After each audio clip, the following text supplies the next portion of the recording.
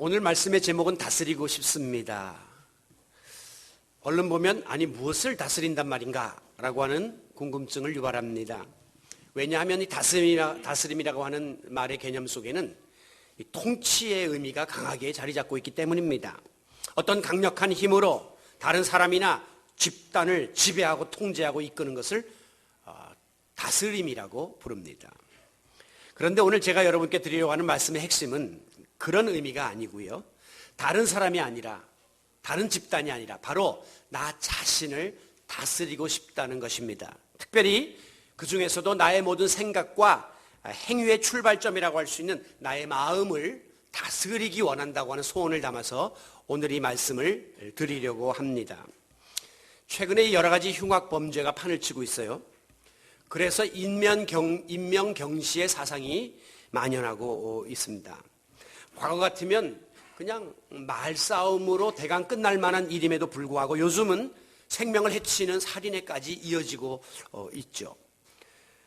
디모데후서 3장에 보면 말세에 사람들이 품게 될 하나의 징조에 대해서 말씀하고 있는데 거기 보면 무정하며 원한을 풀지 아니하며 비방하며 절제하지 못하며 난폭하며 무모하며 조급해질 것이다 라고 했는데 정말 오늘 현대인들의 마음이 이런 마음으로 가득 차 있는 것 같습니다.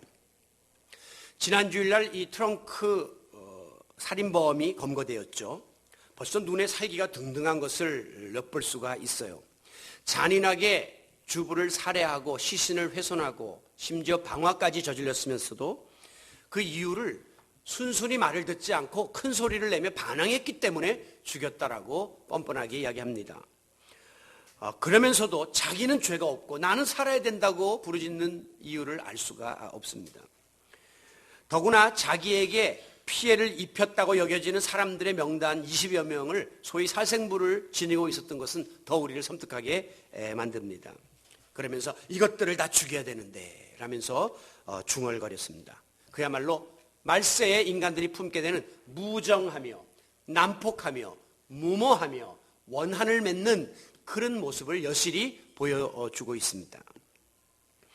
그런가 하면 한남동에 사는 64세의 예비 시어머니의 사건은 우리를 더 놀라게 했습니다. 예비 시어머니가 예비 며느리를 살해했습니다. 평소에도 서로 사이가 좋지 않았다고 하죠. 그날도 전화를 통해서 말다툼을 벌인 후에 예비 며느리가 집에 따지러 오겠다고 하자 그 예비 시어머니가 칼을 들고 그 골목으로 나갑니다. 그리고 기다리다가 분을 참지 못하고 아마 그 예비 며느리와 말다툼이 벌어졌는데 핸드백을 이렇게 던졌다고 하는 이야기가 있어요. 그러자 칼로 이제 며느리를 찔러 죽였습니다. 정말 아무리 화를 유발했다고 변명을 해도 이미 그 예비 시어머니가 칼을 들고 나갔다는 것 자체가 그분에게 문제가 있는 것이죠. 그렇다고 해서 이거 경찰에 신고하고 또 이 사실을 막지 못한 아들도 또 문제가 있다고 볼 수 있습니다. 말세의 인간들이 품게 되는 비방하며 조급하며 무절제한 그런 인간의 특성이 그대로 표출된 사례라고 볼 수가 있습니다. 결국 이와 같은 비극의 원인들을 거슬러 올라가게 되면 한결같이 내가 내 마음을 다스리지 못하고 내 감정을 통제하지 못하는 데서부터 비롯된 불행한 일들입니다. 인류 최초의 범죄는 가인과 아벨 형제 간에 일어나는 살인사건이었습니다.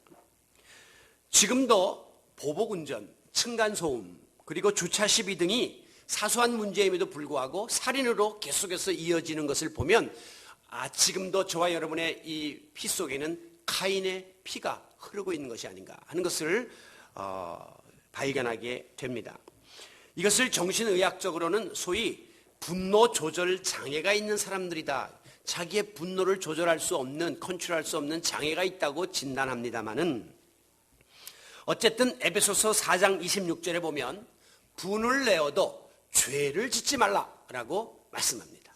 인간인지라 수시로 감정의 폭발은 있을 수 있으나 그것이 죄를 짓는 데까지 연결되지 않도록 통제하는 힘은 지니고 있어야 한다는 것이죠.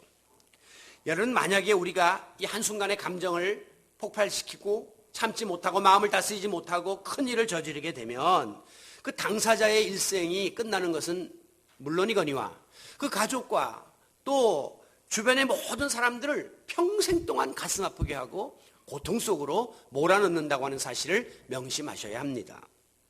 저는 간혹 우리 인간의 마음을 정원에다가 이렇게 비유해 봅니다. 우리가 정원에 가면 아름다운 꽃과 더불어 여러 잡초들이 어우러져 이렇게 펴 있는 것을 보게 되죠. 마찬가지로 우리 인간의 마음 속에도 아름다운 꽃과 같은 그런 마음들과 또 별 도움도 안 되고 또 필요도 없는 잡초들이 함께 어우러져서 자리 잡고 있습니다. 그런데 이상한 것은요, 이 잡초는 생명력이 강해서 심지 않아도 잘 나요. 어디서 날라오는지. 또 가꾸지 않아도 잘 자라요. 그럼에도 불구하고 반면에 꽃은 좋은 종자를 심고 심혈을 기울여서 가꿔도 그 꽃을 피우기가 여간 어렵지가 않습니다. 심지어 정원의 이 잡초와 꽃들이 어우러져 살게 되면 결국 잡초가 훨씬 더 빨리 번식하고 잡초만 무성한, 그리고 꽃은 치여서 시들어버리고 마는 그런 결과를 초래하게 됩니다. 그러므로 수시로 밭에 있는 잡초들을 솎아내고 뽑아내 주어야만 꽃이 땅에서부터 풍부한 영양분을 흡수하여 만개를 할 수가 있게 되는 것이죠. 우리 인간의 마음의 정원도 마찬가지입니다. 이 속에 못된 생각, 잘못된 마음은 이렇게 내버려둬도 스스로 그냥 턱 가지를 치고 이게 무성하게 자리를 잡고 내 마음을 지배하려고 덤벼듭니다. 정말 좋은 생각, 착한 마음은 애를 쓰고 지키려고 해도 왜 그렇게 지키기가 힘든지 금세 이렇게 사그러지고 마는 것을 경험하게 되죠. 그러다 보니까 바르게 살기 원하는 우리 성도들에게 이 같은 우리 마음은 굉장히 고민거리가 아닐 수 없습니다. 예레미야 17장 9절에 보면 만물보다 거짓되고 심히 부패한 것이 인간의 마음이다 그랬어요. 이미 성경은 인간의 마음이 부패했다라고 규정하고 있습니다. 다시 말해서 인간의 마음은 항상 선하고 좋은 쪽으로만 가려고 하지 않고 반대로 가려고 하는 그런 심성을 지니고 있다는 것이죠. 실제로 상황에 따라서 선과 악의 두 마음은 서로 우리의 마음 속에서 서로 대립을 하고 대적을 하고 투쟁을 합니다. 그리고 지금도 이 두 마음이 쉬지 않고 싸우고 있는 것을 느끼게 됩니다. 누가복음 6장 45절에 보면 그런데 선한 사람은 마음에 쌓은 선에서 선을 내고 악한 자는 마음에 쌓은 악에서 악을 낸다라고 이야기합니다. 다시 말하면 우리가 평소에 어떤 마음을 지니고 어떤 마음을 품느냐에 따라서 그대로 행동으로 드러나게 되어 있음을 지적하고 있습니다. 그래서 잠언 4장 24절에 보면 모든 지킬 만한 것 중에 더욱 내 마음을 지켜라. 여기에서부터 생명의 근원이 되기 때문이다 라고 말씀합니다. 그리고 잠언 16장 32절에서는 너희의 마음을 다스리는 사람은 성을 빼앗은 장군보다도 장수보다도 위대하다라고 했습니다. 장수는 육체적인 힘이 있는 무력의 힘을 가진 사람인데 그런 사람보다도 마음을 다스리는 힘을 가진 사람이 더 위대하다고 말씀하고 있는 것입니다. 자, 여기에서 마음을 지킨다, 마음을 다스린다고 하는 표현은 역으로 이야기하면 누군가가 내 마음을 뺏으려고 하고 흔들려고 하고 있다는 증거입니다. 그러므로 그 세력에서부터 지키고 보호하고 다스리라라고 말씀하는 것이죠. 자, 그렇다면 오늘 우리가 성도로서 하나님의 뜻을 따라서 선하고 바르고 거룩하게 살려고 할 때에 그 같은 마음을 흔들고 뒤집으려고 하고 뺏어가려고 하는 세력이 무엇입니까? 그것이 바로 사탄이에요. 성경에 보면 사탄은 우리 마음속에 악한 생각, 원초적인 욕망, 세상적인 유혹을 계속해서 집어넣어서 범죄케 하려고 유혹합니다. 그리고 마침내 자기가 우리의 마음을 지배하는 주인이 되어서 우리를 마음대로 세상적으로 악을 행하도록 만드는 일을 하려고 교묘하게 공격을 해오고 있습니다. 예를 들어서 요한복음 13장에 보면 가룟 유다의 이야기가 나오는데요. 거기 보면 마귀가 벌써 가룟 유다의 마음속에 예수를 팔려는 생각을 집어넣었다. 가룟 유다가 타락한 원인은 이미 사탄이 가룟 유다의 마음을 지배하고 있었기 때문이다라고 기록하고 있습니다. 결국 유다는 사탄의 이 같은 유혹에 넘어가요.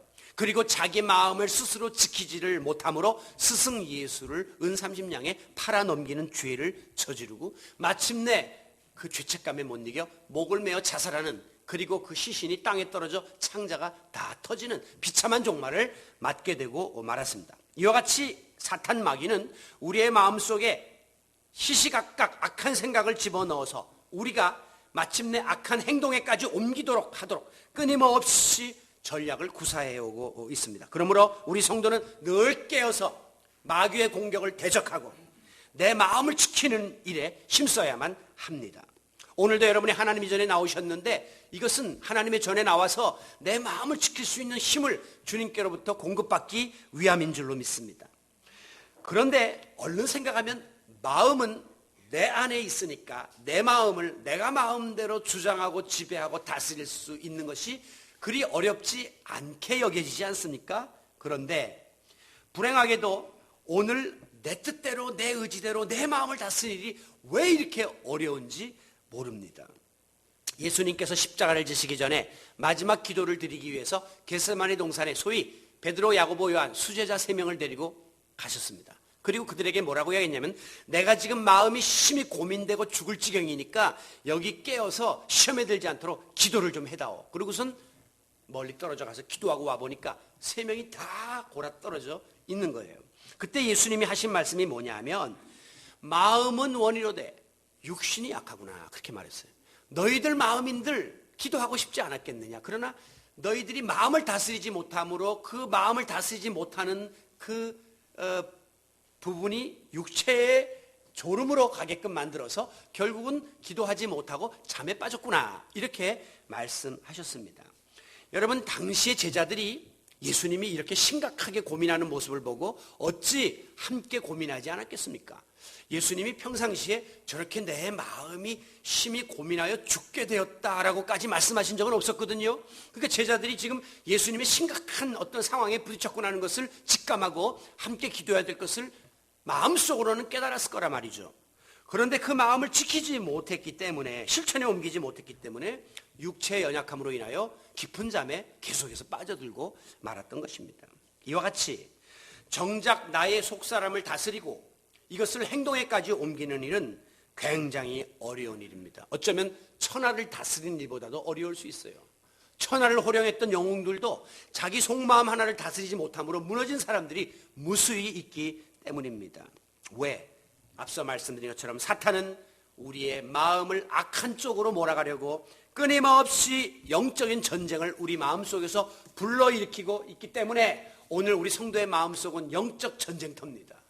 오늘 여러분이 하나님 전에 나오기 전에도 여기서 많은 전쟁을 하다 나왔을 거예요. 오늘 예배를 드리고 가신 이후에도 끊임없는 전쟁은 계속될 것입니다. 이와 같은 사단의 공격을 이기고 승리하기 위해서는 우리는 우리의 마음을 지배하려고 드는 육체 소욕을 제어하고 성령의 소욕으로 우리의 마음을 채워나가야 함을 믿으시기 바랍니다. 오늘 본문은 바울이 에베소 교회 교인들을 향해서 아버지 앞에 무릎을 꿇고 기도했던 중보기도의 내용이 수록되어져 있습니다. 15절 아버지 앞에 무릎을 꿇고 비노니 이 에베소 교회 교인들을 향해서 뭐라고 기도를 했느냐.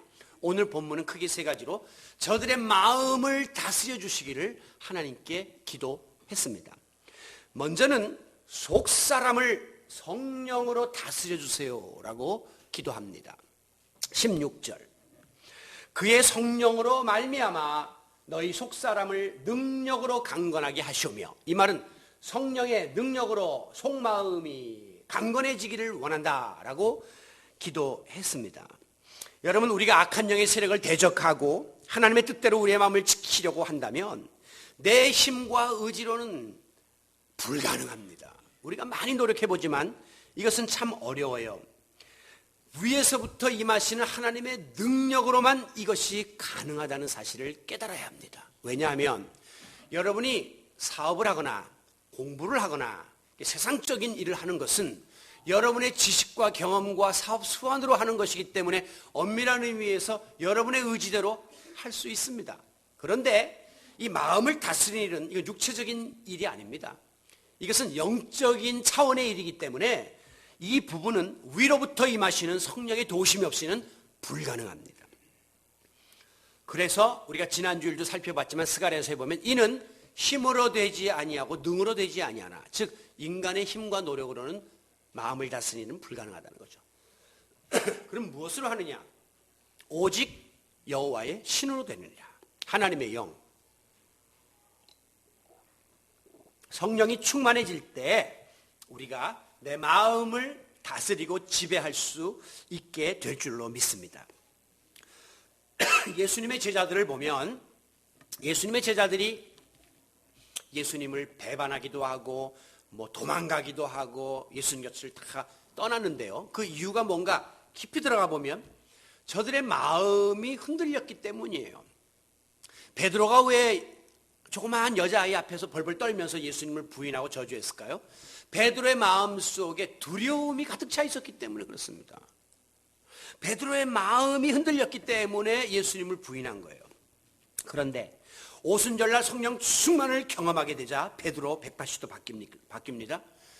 마음속에 담대함이 생겼습니다. 그러자 베드로는 많은 사람들 앞에 가서 담대하게 예수 그리스도와 부활에 대해서 말씀을 선포해요. 그 말씀을 들은 사람들 3,000명이 가슴을 치면서 회개하고 구원받는 역사가 일어나게 되었습니다. 이전의 베드로의 모습이 아니에요. 이전의 베드로 같으면 무서워서 사람들 앞에 나설 수가 없고 자기의 배경과 무식함과 어부 출신 그리고 서민 출신 모든 면에서 자기를 내놓을 만한 것이 없었다고 하는 그런 하나의 자학하는 마음 때문에 거기 나갈 수가 없었어요. 그런데 성령이 임하시니까 담대한 마음이 생기고 담대한 마음이 생기니까 자신감이 생기고 자신감이 생기니까 성령을 의지하고 말씀을 선포하자 놀라운 역사가 일어나게 된 겁니다. 도마 보세요. 예수님의 창자국 못자국 다 만져보기 전에는 내가 부활하신 예수님을 믿을 수 없다라고 하는 불신의 마음이 있었기 때문에 용납을 못했던 겁니다. 그런데 성령 충만이 임하니까 불신의 마음이 물러가고 확신이 그 마음속에 들어오게 됩니다. 의심이 사라지고 믿음이 들어오게 됐어요. 그러자 도마는 예수 그리스도를 다시 한번 자기의 구주로 재확인하고 그리고 복음의 증인으로 나서는데 도마는 마지막에 인도까지 갑니다. 예루살렘에서 인도까지 가서 창에 찔려 순교했다고 전해지고 있고요. 지금도 인도에는 도마의 순교 기념교회가 자리 잡고 있습니다. 이 모든 일은 성령 충만을 통해서 저들의 마음이 새롭게 변했기 때문에 가능했음을 믿으시기 바랍니다. 그렇다면 오늘 이 시간 만물을 새롭게 하시는 성령께서 우리 각자의 마음속에 임하셔서 이 그릇된 생각, 이 부패한 마음을 다스려 주시기를 간구하시기를 바랍니다. 오늘 이 시간 주님의 피 묻은 손으로 나의 이 모든 연약함들을 터치하여 주심으로 정결케 하시는 예수의 보혈이 우리의 속사람을 새롭게 변화시켜 주시기를 간구하시기 바랍니다. 그리함으로 수시로 우리의 마음을 지배하려고 드는 이 모든 악한 생각들, 불의한 마음들, 사단의 유혹들을 물리치고 연약한 심령이 강함을 얻어 우리의 마음을 다스려 나가는 성령 충만한 성도 여러분들이 되시기를 주님의 이름으로 축원합니다. 이 바울은 두 번째로 에베소 교회 교인들을 위하여 기도하면서 저들이 속사람이 믿음으로 다스려지기를 간구했습니다. 17절 상반절에 보면 믿음으로 말미암아 그리스도께서 너희 마음에 계시게 하옵시고, 그 말은 믿음을 통해서 너희 마음을 다스려 나갈 수 있게 해달라고 기도한 것입니다. 여러분, 우리가 악한 영의 이 세력을 이제 제거하고 우리의 마음속에 예수 그리스도를 나의 구주로 영접하죠. 그러면 오늘 저와 여러분은 구원받은 하나님의 자녀가 됩니다. 이전에는 내가 이 마음의 주인이었어요. 그래서 내가 원하는 대로 말하고 행동하고 모든 것을 결단했습니다. 그런데 이제 예수님을 내 마음에 모신 다음에는 나는 왕좌 밑으로 내리고 내 마음 중심에 예수님을 모셨단 말이죠. 그러므로 이제부터는 예수 그리스도가 우리의 마음을 주장하고 지배하고 다스리게 됩니다. 우리는 왕이신 하나님의 통치를 받는 하나님의 나라의 백성이 되었음을 믿으시기 바랍니다. 그러므로 이제부터는 내가 원하는 대로 내가 주인공이 되어서 내 마음을 지배하는 것이 아니라 주님이 원하시는 뜻대로 주님을 믿는 믿음으로 우리가 이 모든 일들을 결단하고 행해야 하는 것이죠. 우리가 방금 부른 찬송처럼 주 예수 내 마음에 들어와 계신 후 변하여 새 사람 되고, 주 예수 내 마음에 들어와 계신 후 망령된 행실을 끊고 과거에 우리가 찾아 헤매던 그 모든 그릇된 삶을 청산하고 믿음으로 세상을 향하던 마음을 믿음으로 정화시키고 주님만 의지하는 믿음의 마음을 우리 심령 속에 소유하게 된 것이죠. 이제는 우리의 삶을 그 믿음이 지배하는 것입니다. 예수님은 내 믿음대로 되리라, 그리고 믿는 자에게는 능치 못할 일이 없느니라 라고 말씀했습니다. 이 약속의 말씀을 붙잡고 오늘도 우리는 이 세상을 살아갑니다. 세상의 눈으로, 인간의 눈으로는 불가능해 보이지만 내 마음에 있는 믿음은 불가능한 마음을 지배합니다. 그래서 할 수 있다. 주 안에서 모든 것이 가능하다고 하는 확인을 계속해서 주고 계시죠. 세상의 일들을 육신의 눈으로 보면 절망스럽고 포기할 수밖에 없고 주저앉을 수밖에 없지만 믿음의 눈으로 이 모든 것들을 바라보니 여기에서 희망이 생기고 이 믿음의 눈이 우리의 이 모든 부정적인 마음을 다스릴 수 있도록 만들어 주십니다. 세상 사람들도 세상의 모든 일은 마음 먹기에 달렸다라고 하는 이야기를 자주 합니다. 다시 말해서 사람은 자기가 마음 먹고 믿는 그대로 말하고 행동할 수밖에 없다는 것이죠.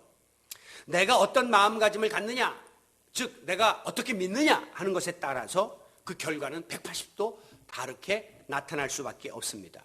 즉 나는 아무것도 할 수 없어 라고 하는 마음을 지닌 사람은 그가 가지고 있는 부정적인 믿음 때문에 실제로 모든 삶에 있어서 패배자가 될 수밖에 없고 아무것도 할 수 없을 수밖에 없습니다. 하지만 반대로 나는 무엇인지 할 수 있어 라고 생각하는 마음을 지닌 사람은 바로 그 긍정적인 믿음으로 인하여 모든 일을 능히 감당하고도 남음이 있게 됨을 믿으시기 바랍니다. 그래서 세상 사람이 우리를 볼 때 저 가진 것 없고 저 누리는 것 없고 저런 상황 속에서 어떻게 삶을 살아가려고 하나라고 걱정하는 수도 있으나 오늘 저와 여러분은 그 같은 저들의 불신을 불식시키고 믿음 안에서 담대하게 찬송하며 감사함으로 오늘도 살아가고 있는 것입니다. 이게 믿음이 마음을 지배하는 자들에게 주어지는 특권이에요.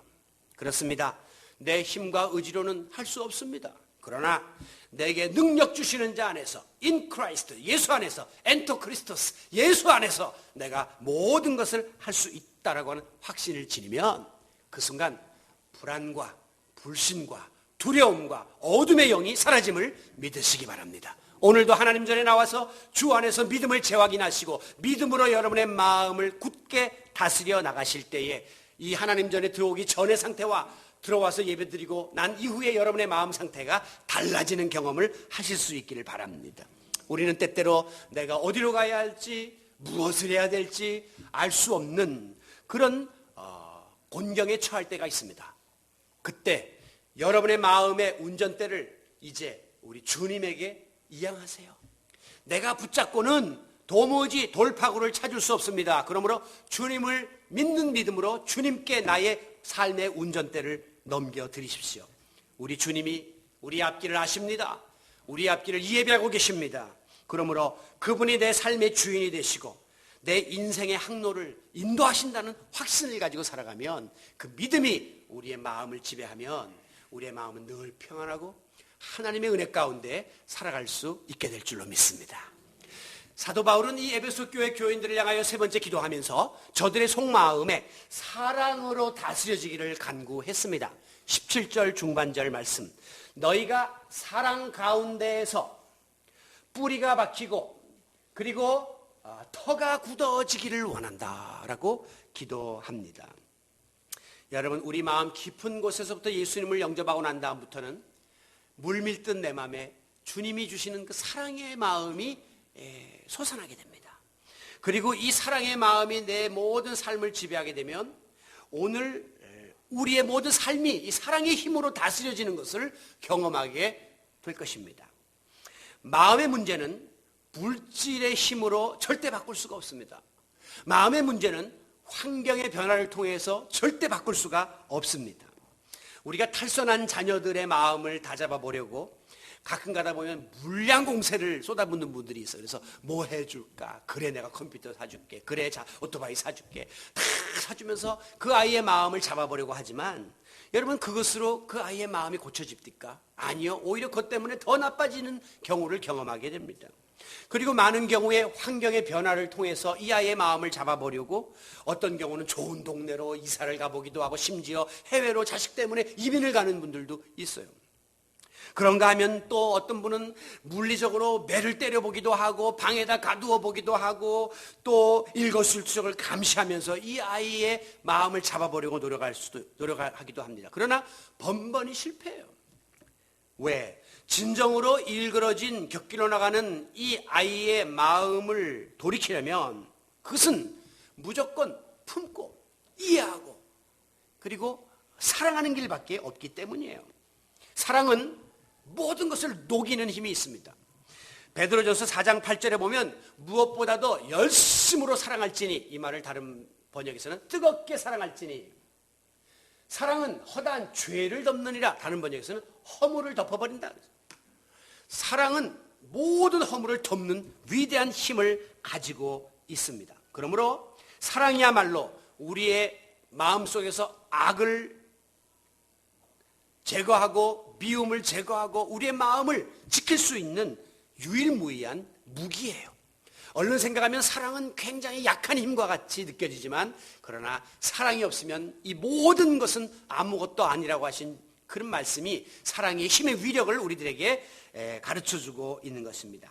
여러분, 우리가 그릇되고 잘못된 마음을 지니거나 흔들리는 생각을 갖고 있거나 또 곁길로 나가게 될 때에 우리를 바로 세워줄 수 있는 힘이 무엇입니까? 그것은 바로 날 위하여 십자가에 피 흘려 죽으신 예수님의 그 사랑이에요. 그 사랑이 나를 감격해 하고, 그 사랑이 나를 하나님 앞에 무릎 꿇게 하고, 그 사랑이 나를 하나님께 기도하게 만드는 것입니다. 오늘 우리 그리스도인들은 예수님의 그 사랑을 듬뿍 받은 자들이기 때문에 이 사랑이 나의 마음을 지배하기만 하면 우리의 마음은 다스려질 수밖에 없음을 믿으시기 바랍니다. 예수님의 그 귀한 사랑이 깨달아지고 그 넘치는 사랑이 내 마음속에 덧입혀질 때에 내 속에 있던 완악한 마음도, 미워하는 마음도, 시기하는 마음도 다 사라집니다. 그리고 내 속에 있던 부패한 이 속사람이 사랑의 능력으로 새로워지고 변화되고 다스려지는 놀라운 역사를 경험하게 되는 것입니다. 사랑의 위대한 힘입니다. 앞서 말씀드린 것처럼 내가 아무리 의지적으로 굳은 결심을 하고 죄성을 벗어나 보려고 한다 할지라도 가인의 피가 흐르고 있기 때문에 우리는 본질적으로 옛사람의 성품을 완전히 벗어나기는 어려워요. 특별히 이 인간관계 속에서 일어나는 부정적인 감정들을 다스리는 것이 너무 힘듭니다. 교만, 시기, 질투, 불평, 비난, 이런 것들은 예수 믿는 사람들도 왜 그렇게 다스리기가 힘든지 몰라요. 제가 우리 교회 10년 목회를 하면서 제일 힘든 것 중에 하나가 성도들 간의 관계성의 문제입니다. 참 이만하면 사랑이 많은 교회 같고 이만하면 상당히 이제 서로를 알 것 같은데도 불구하고 여전히 서로 안에 이 앙금이 남아있고 갈등이 남아있고 과거의 그 상처들이 남아있는 것을 볼 때마다 너무 가슴이 아플 때가 있어요. 여러분, 이 마음조차도 우리가 다스리지 못하면 우리는 온전한 하나님의 백성이라고 말할 수가 없습니다. 예수의 사랑 때문에 우리가 모였고요, 예수의 사랑 때문에 내가 상대를 품는 겁니다. 인간적인 세상적인 그런 조건과 이유 때문이 아니라 예수님의 사랑을 내가 많이 받았고 그 받은 사랑을 내가 나누고 베풀고자 하는 마음이 내 마음을 지배하고 있기 때문에 인간적인 세상적인 감정들은 다 사라지고 녹아질 수밖에 없는 것이에요. 그리고 우리 마음속에는 예수님 닮은 그런 새로운 성품이 자리를 잡게 됩니다. 이게 소위 말하는 주님의 형상을 닮은 대로 재창조되는 역사가 우리 가운데 분명히 일어나야 할 줄로 믿습니다. 그러므로 예수님의 사랑을 경험한 사람에게는 두 종류의 사람밖에는 자기 앞에 없다라고 이야기합니다. 한 사람은 내가 사랑하는 사람, 그리고 또 한 사람은 내가 불쌍히 여기는 사람뿐이에요. 안 믿는 사람은 두 종류로 나누어지는데 내 앞에 내가 사랑하는 사람이 있고 내가 사랑하기 싫고 미워하는 사람, 싫은 사람이 있어요. 두 가지라. 그러나 예수 믿는 사람은 사랑하는 사람이 있고 그 다음에는 불쌍히 여기는 사람이 있을 뿐이다 라고 했습니다. 무슨 뜻입니까? 내가 하나님께로부터 받은 사랑을 생각하면 생각할수록 다른 사람들의 잘못과 허물이 눈에 안 들어오는 거예요.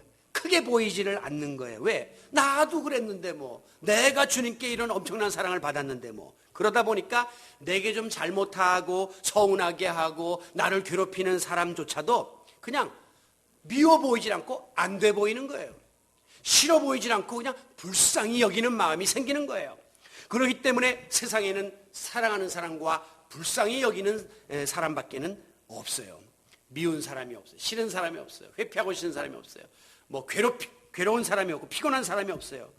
우리 앞에는 사랑하는 사람뿐입니다. 불쌍히 여기는 마음도 역시 사랑의 마음이니까 사랑하는 사람만이 우리 앞에 존재하게 될 것입니다. 왜? 주님의 사랑이 우리 마음을 지배하기 때문에 사랑 위에 뿌리를 내리고 사랑의 터전 위에 세움을 받으면 사랑으로 우리의 마음을 다스려 나가는 놀라운 역사가 우리 앞에 펼쳐지게 될 줄로 믿습니다. 오늘 말씀을 정리합니다. 잠언 25장 28절에 보면 자기 마음을 제어하지 아니하는 자는, 제어하지 않는다는 것은 오늘 본문의 개념으로 보면 다스리지 못하는 사람은 성읍이 무너지고 성벽이 없는 것과 같이 될 것이다 라고 했습니다. 굉장히 무서운 말이에요. 다시 말하면 자기 마음을 다스리지 못하면 사탄에 의해서 내 마음이 노출되고 사탄의 공격에 의해서 내 마음이 무너지는 일을 경험하게 되고 비단 내 마음뿐 아니라 내가 쌓아 올렸던 모든 나의 삶의 성벽들이 무너져 내리게 된다고 말씀합니다. 금년도 어느덧 이제 석 달여밖에 남지를 않았네요. 우리가 금년 초에 송구영신 기도를 드리면서 하나님 다시 한번 우리의 마음을 다잡아보려고 그렇게 애를 썼는데 이게 작심삼일이라고 자꾸 마음들이 흔들리고 이 마음이 다스리지 못해서 오늘 연말의 때 우리가 자신을 돌아보면 그렇게 부끄럽고 그렇게 창피하고 그렇게 나 자신이 미울 수가 없어요. 여러분 이 시점에 다시 한번 나 자신을 곰곰이 성찰해 봅시다. 나는 얼마나 거듭난 그리스도인답게 내 마음을 잘 다스리며 나의 감정을 통제하며 살아오고 있는가? 만약 이와 같은 노력이 여러분의 실생활 속에서 열매를 맺지 못한다면 우리는 진정 거듭난 그리스도인이라고 말할 수가 없습니다. 진정으로 성령 충만한 그리스도인이라고 말할 수가 없습니다. 진정으로 믿음이 굳건한 하나님의 자녀라고 말할 수가 없습니다. 진정으로 사랑이 풍성한 주의 자녀라고 말할 수가 없습니다. 만약에 우리가 이 마음의 문제를 애초부터 다잡지 못하면 여러분이 아무리 가정에서 생업의 현장에서 사회에서 교회에서 신앙적으로 여러분의 성벽을 높이 쌓고 성읍을 조성했다 할지라도 그것은 한순간에 무너져 내린 겁니다. 이 마음의 그릇된 마음의 그 시발점이 성읍을 무너뜨리는 놀라운 결과를 가져온다는 사실을 기억하세요. 60평생을 살고 70평생을 살던 사람들이 그 화단에 돌 하나 옮기는 문제로 싸움이 나서 마음을 못 다스려서 사람을 죽이고 남은 생애가 그냥 다 무너져내는 70생애가 다 무너졌고 그 사람들 가정이 다 무너졌고 자기가 쌓아 올렸던 모든 인생이 무너지는 일이 이 마음 하나 다스리지 못하는 데서부터 비롯된다는 사실을 오늘 꼭 명심하고 돌아가시길 바랍니다. 그래서 한순간 여러분의 마음에 사단의 유혹과 충동과 세상적인 그런 유혹들이 들어올 때마다 이 순간에 이걸 내가 제어하지 못하면 내 인생이 망가질 수 있다는, 내 인생의 정원이 다 피폐해질 수 있다는, 내가 쌓아올리는 그 사랑하는 가정이 다 파괴되고 내가 쌓아올렸던 이 모든 세상에서의 공적이 다 한순간에 물거품이 될 수 있다는 사실을 다시 한번 자각하면서 하나님 앞에서 우리의 마음을 다스리는 일에 전념하는 성도 여러분들이 되시기를 바랍니다. 아무쪼록 마음을 지키는 일에 우리가 힘쓰되 나의 속사람을 성령 충만함으로 다스려 주시기를 구하고 믿음의 능력으로 다스려 주시기를 구하며 사랑의 힘으로 다스려 나가는 일에 최선을 다하는 우리 모든 성도 여러분들이 되시기를 너희의 마음속에 천국이 있다라고 말씀하신 예수님의 이름으로 축원합니다.